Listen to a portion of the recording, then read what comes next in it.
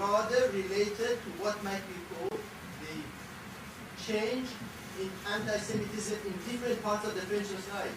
And see, he's very much insisting, because the questions are arising as to whether the image of Israel is important or not. But within the framework of the research, that was, I would say, at best, a marginal problem. The major problem, and of course he was really connecting us together, because each one was working on his own side. I was working on anti-Semitism in prison.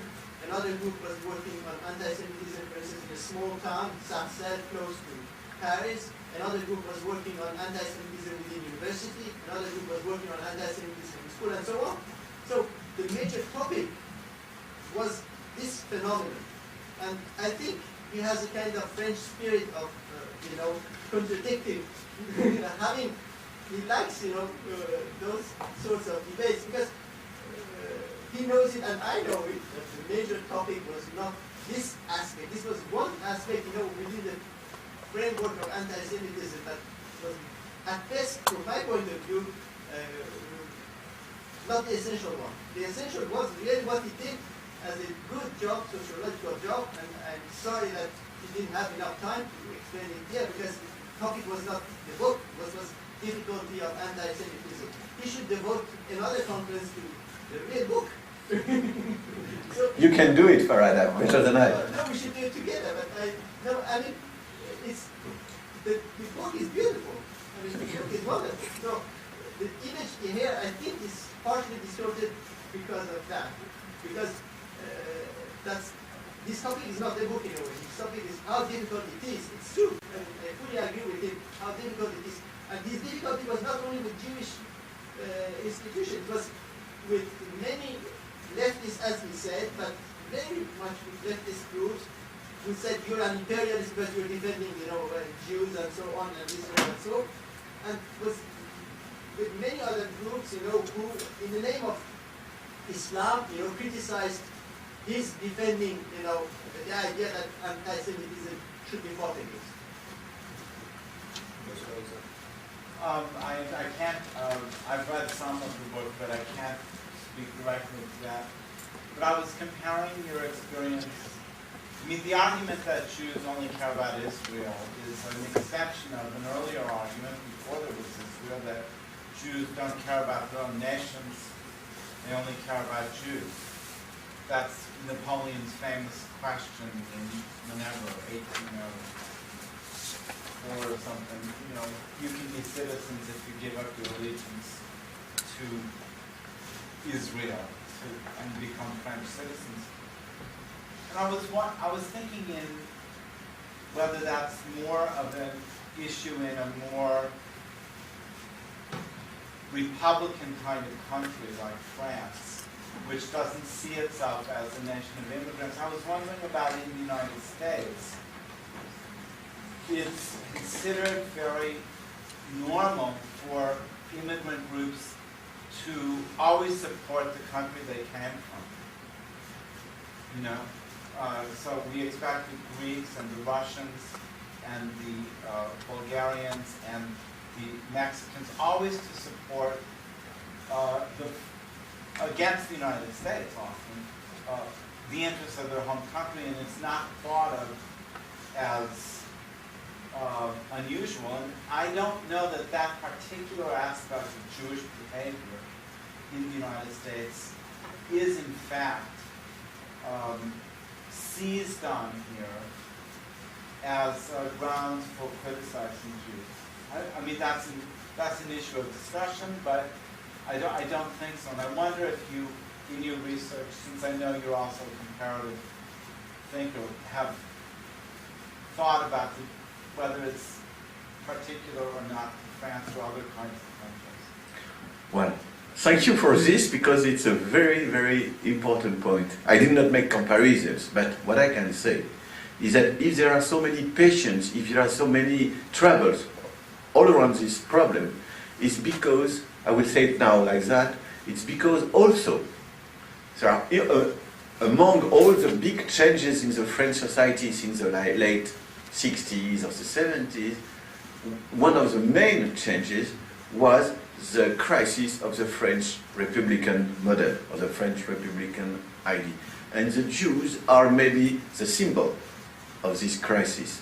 In France, until the 60s, the Jews were not called Jews. They were called, there was a French word, Israelite.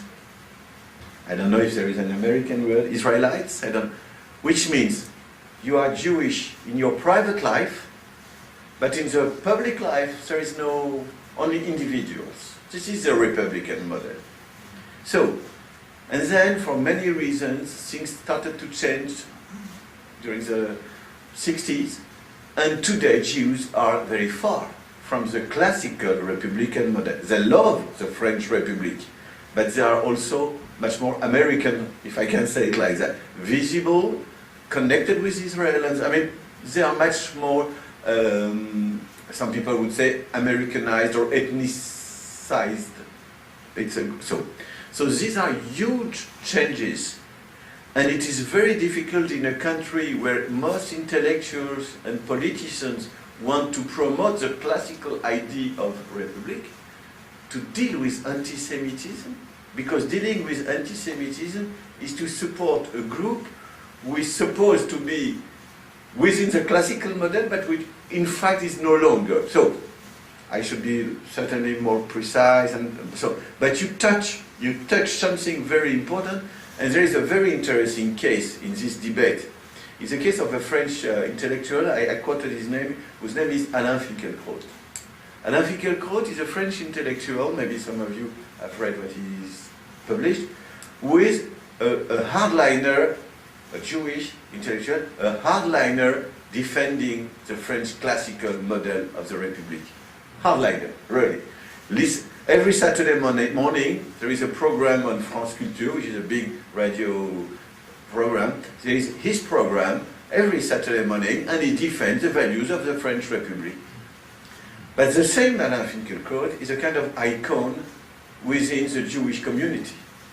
And every Monday or Tuesday, I don't know, there are programs with him on, I don't know, Radio Shalom or Radio Jewish programs. So on the one hand, he's defending strongly the Republican model, which means only individuals in the public sphere. And on the other hand, it's a kind of schizophrenia. On the other hand, he is appearing as an icon, a very important, maybe the more important French Jewish intellectual, philosopher. It's difficult to be both, and so this is an illustration of what is at stake now in France. That is to say,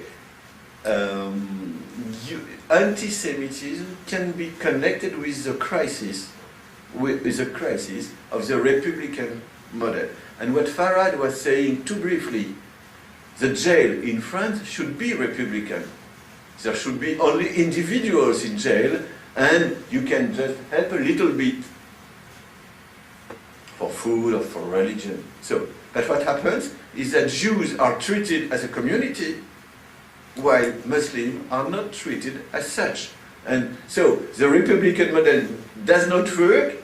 It is good for the Jews. This is how people live this. It's good for the Jews. They receive kosher food, they can have their rabbi and so on. And you have much more Muslim, but the Republic is not giving them anything. So there is a strong, and I have no time to develop, but we did a lot of work in school, primary school or high schools. It's fascinating to see how the crisis of the school system is part of the problem also.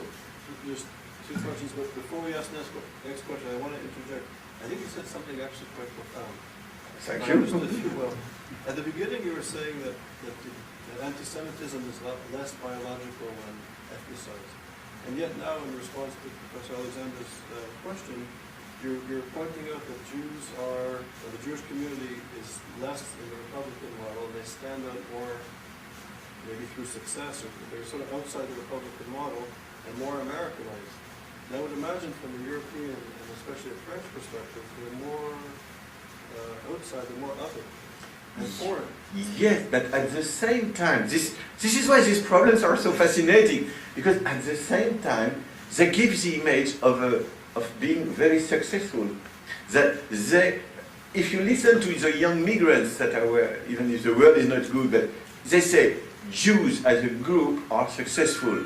They are not victims of any kind of discrimination, which is true. You cannot say that Jews in France today are discriminated. So they are part of the nation, they are part of the republic, they are part of the system, and we cannot be part of the system. We are socially excluded, we are victims of discrimination and so on. So it's one of the paradoxes of this story that they succeeded, they are part, and they are considered not, in the past, they were considered as a danger for the nation. They were considered as, no, it is not what he said. What he said is, this is very new. The new anti-Semitism doesn't say they are a danger for the nation. The new anti-Semitism say, these people are part of the nation, and I cannot be part of the nation. Or I would like to be integrated, to have jobs and so on. Professor Kaplan, Professor Kaplan and Hubert. I found your juxtaposition of the methodological problems of how to do the research and then the response to your work very interesting because of the parallels between them. And that it seemed to me there is data in the responses that in some ways is illustrative of these same methodological problems. And that made me curious about, are you taking this further? Are you doing anything more with this project? Is this finished? What are your plans for going on with this, if you have any plans for going on with it? Well, for me it is not finished personally. I mean, I follow the debate and so on, but I don't think I will again make this kind of fieldwork, which has been, as far as said, 3 years or 4 years fieldwork. It's a very long. So what I would like to do or to participate is comparative research. That is to say, I would be very excited, for instance, to make research in other European countries, but also here in the States. I think it would be fascinating. And also, if I was going to do something, I will say you a few words about that.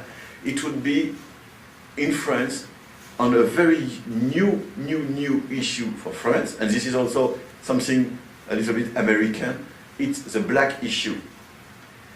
When we were making this research, we did not speak so much in France of any kind of black anti-Semitism. It was not at stake, almost not. Then came, there is I don't know, an humorist. Huh? No, un humorist, Dieudonné. How do you say an humorist? Yeah, but humorist, a comic whose name is Dieudonné, who started with, I don't know if it's black or half black, these are categories that I cannot use, but so he started with this. Then there was a group called Tribuca, a kind of group that made awful statements. Then there was a terrible story of a young boy who was kidnapped by a group who finally killed him in order to get money, and he was kidnapped because he was Jewish, and so on. And these people from I don't know which African country, the leaders was explaining that we must ask money to the family because he is Jewish, and if the family does not pay, the community will pay. Anti-Semitic statements. So there is something new in France, which is the danger or the potentiality of new developments of this new anti-Semitism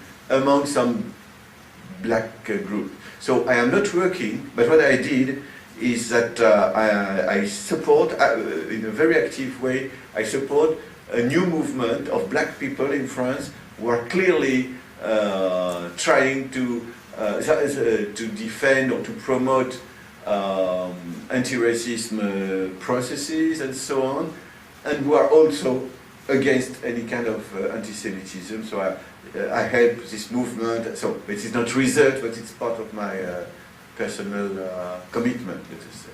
So because of the time constraints, Dr. Degatri, your last question. Which is very short. I wanted to ask you, how come in the past, in the history, cloudy? So how come in the past, Jewish have already used as an excuse when there were sometimes economic collapse, economic problems? Do you remember René Girard relativement sur le sacré, the violence and the sacred.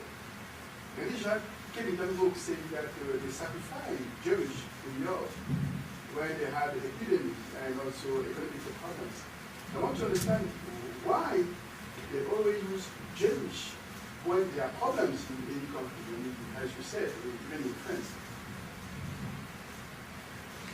There is a moment when there is no, when at least I have no answer. There is a moment when there is no answer. I am not the only one. There was a, he was not a great historian, but he was a good historian, Leon Poliakov, who wrote about this, the Jewish, he wrote a big history of anti-Semitism. I don't know how many volumes, 6 or 7 volumes. And at the end of his life, he was asking exactly your question. And he tried to publish a book, the title of which is La causalité diabolique. So evil causality, I don't know how to translate it exactly in English. Yeah.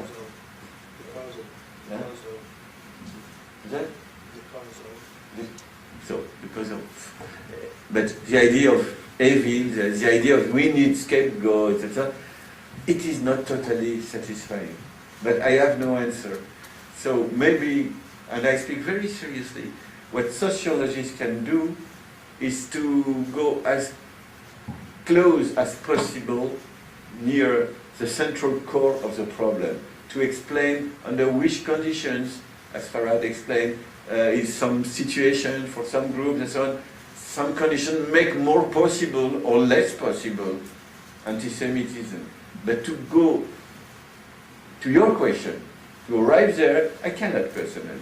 I can go as close as possible, and then I will listen to philosophers, to maybe to psychoanalysts, not the one I quoted, but others. Well, I will do that. I will do that, and but I know that it is not my job to, and I have no answer, no answer. So we must also accept this, that we cannot answer to everything necessarily.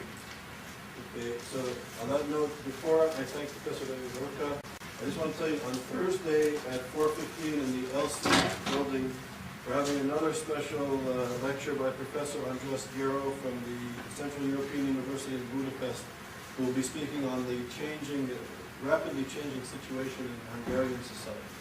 So on behalf of the initiative, thank you so much for coming. It was really amazing presentation.